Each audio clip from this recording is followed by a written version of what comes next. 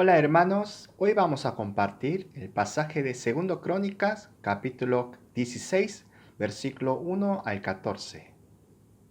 El rey Asa, el rey de Judá, fue uno de los pocos reyes de Judá que fueron agradables ante el Señor.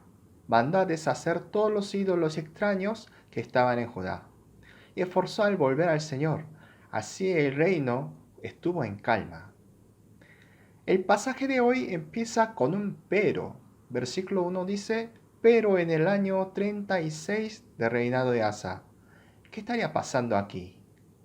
Baasa, el rey de Israel, subió contra Judá y empezó a reedificar el castillo de Ciudad Ramá para encerrar el reino de Judá.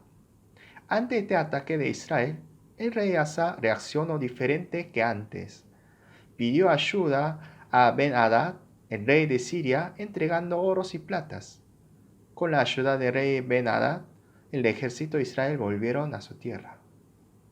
Allí el vidente Ananí fue al rey Asa y le dijo, por haberte apoyado en el rey de Siria y por no haberte apoyado en el Señor tu Dios, por eso el ejército del rey de Siria se ha escapado de tu mano, dice versículo 7. El rey Asa escuchaba la voz del Señor, mandó a tirar todos los ídolos y ante una batalla él buscaba a Dios pidiendo ayuda y Dios le dio la paz en la tierra de Judá. El rey ya había experimentado la obra del Señor, pero ante el problema se olvidó a buscar a Dios y pidió ayuda de otra mano. ¿Y cuál fue la reacción del rey al escuchar la palabra de Ananí?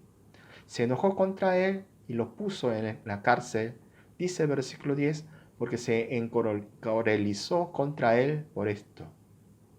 Se olvidó la gracia del Señor que acompañaba al rey. Se olvidó de dónde venía la paz que estaba en Judá durante muchos años. El rey no volvió a Dios al final. Versículo 12 dice, en el año 39 de su reinado Asa se enfermó de los pies. Su enfermedad fue muy grave, pero aún en su enfermedad no consultó al Señor, sino a los médicos. Lo escribe claramente, no consultó al Señor.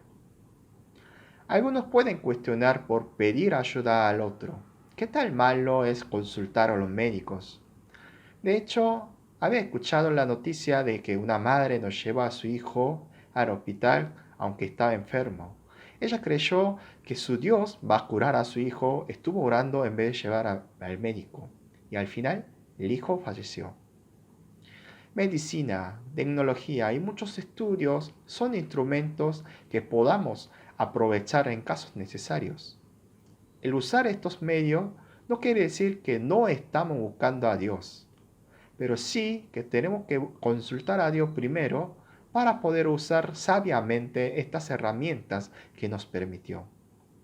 El error de rey Asa fue que no buscó a Dios primero, fue que no consultó a Dios primero. Estuvo mucho tiempo en paz y calma, se olvidó de dónde vino esa paz del reino. El médico y misionero Ernie Krauss, en su libro Respirando la Gracia, escribió así: la eficiencia de la gracia en nuestra vida cotidiana es muy corta, así que para poder enfrentar la enfermedad espiritual con eficiencia continua, debemos tomar más seguido en remedio, es decir, la gracia. La gracia del Señor es externa, pero lamentablemente esa misma gracia en nosotros dura muy poco. Mejor deberíamos decir, olvidamos muy fácil esa gracia externa. Por eso debemos recordar y refrescar la gracia cada día en nuestra vida. Aunque confesamos a Cristo como Señor y Salvador, todavía permanecemos en el cuerpo en esta tierra. Debemos seguir luchando con nuestra naturaleza pecaminosa. Debemos buscar la gracia del Señor en cada momento. Cuando nos desviamos, Dios nos habla a través de la palabra, a través de los hermanos creyentes. Che, estás equivocado. Pero si no estamos atentos a la voz de Dios, no podemos escuchar esa reprensión. Reaccionaremos como el rey Asa encarcelando a la corrección. no nos olvidemos del momento cuando encontramos con el Señor primera vez. La gracia del Señor nos hará recordar ese momento de encuentro con Él. Y eso sería un empujón en nuestra vida espiritual. Pero tampoco quedemos en ese pasado, sino renovemos nuestra vida cada día, nuestros corazones, aferrando a la gracia del Señor, creciendo en cada día.